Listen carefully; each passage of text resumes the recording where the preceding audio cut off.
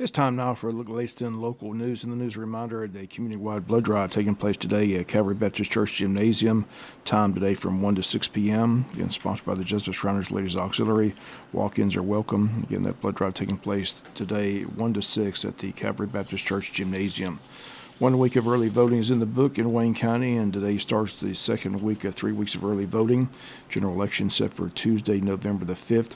Early voting runs up until November the 1st. In Wayne County, after week 1, 3,513 registered voters have voted early. On Friday, October 18th, 893 people voted. And this past Saturday, the first Saturday of early voting, 373 people voted. Once again, the 1 week total of 3,513. Early voting all this week, Monday through Friday from 8 a.m. to 5 p.m. at the election building located at 306 East Pine Street. This coming Saturday, the second of the Saturday early votings, the last Saturday to vote. This time, Saturday's voting is 9 a.m. to 5 p.m. Locally contested county commissioner seat in District 5 as incumbent Jamie Hickok's opted not to seek another term on the board. Races between Princess Dow and Randy Franks, and the winner begins serving in January of 2025. Tragic event happened Saturday at Sapelo Island as a dock collapsed and several people lost their life. DNR Commissioner Walter Braben says approximately 20 people fell into the water after the collapse and that upwards of up to 40 people were standing on the gangway or dock when it collapsed. All who died were visitors to the island. None were residents of the island. McIntosh County Coroner Melvin Emerson released the names of the victims over the weekend. The deceased have been identified as 75-year-old Jacqueline Cruz of Jacksonville, Florida, 74-year-old Cynthia Gibbs of Jacksonville, Florida, 77-year-old Charles Houston of Darien, Georgia, 73-year-old William Johnson Jr. of Atlanta, 93-year-old Carlotta McIntosh of Jacksonville, Florida, 79-year-old Isaiah Thomas of Jacksonville, Florida, and 76-year-old Queen Welsh of Atlanta, Georgia. We'll be back with more news after this word from our sponsor, the commercial messages, so please stay tuned. Other news, it was homecoming night this past Friday at Wayne County High School, and the homecoming queen and her court were crowned during the halftime ceremonies. Third runner-up, Azaria Wright, escorted by Reggie Jones. Second runner-up, Adeline O'Neill, escorted by Logan Scarborough. First runner-up, Larson Chan, escorted by Tate Altman. And your 2024 homecoming queen at Wayne County High School is Jada Dent, escorted by Gavin Orvin. Again, our congrats to all the young ladies selected to be in the homecoming festivities, and our congrats to the queen, Jada Dent. We've got more from Thursday's County Commissioners meeting. As the Commissioners met this past Thursday for their monthly meeting, they approved the TIA projects listed presented by Engineer Bill Schuman. It came in from Georgia Asphalt, $8,333,500.90. Project funded with T-SPLOST money. Several projects included. One is the improvements to Sunset Boulevard. Once again, the TIA project approved on a unanimous vote on Thursday. Engineer Brandon Purcell on hand. The Commissioners approved the bids for Linden Drive and Bluff Road and also for J.C. Hamilton Road. Fire Chief Jared Huffman and E911 Supervisor Amy Robertson on hand. Commissioners approved 4 radio towers that cost $572,000.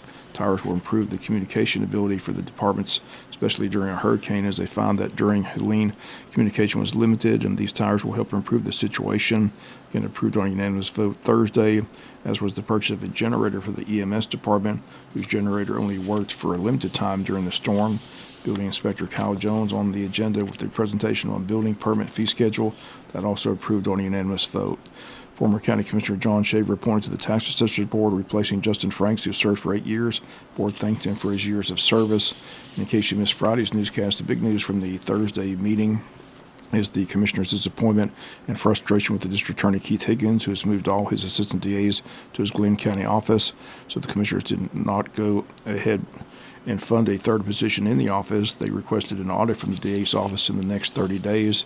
Also voted to withdraw an $8,400 a month supplement that they currently provide to the district attorney. That will take effect on January 2025.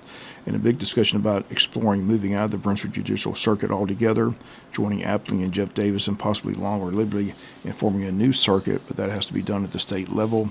So at Thursday's meeting, the Commissioners asked their Administrator Paul Droddy to begin the conversations, get in touch with Appling and Jeff Davis and with state legislators to see if it's feasible to have the state form a new circuit and cut Glenn and Camden out and leave Wayne, Jeff Davis, and Appling County intact in a new circuit.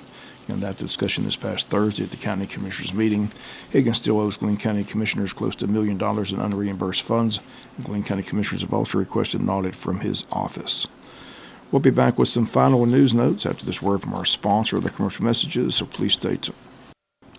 Final notes and news. Getting a reminder, this is Breast Cancer Awareness Month, and the City of Jesup Wayne Hospital will have their annual pinking of the fountain tomorrow at 12 noon. The program will begin inside the Jesup Depot Community Room with refreshments. Mayor Ralph Hickox will provide the welcome.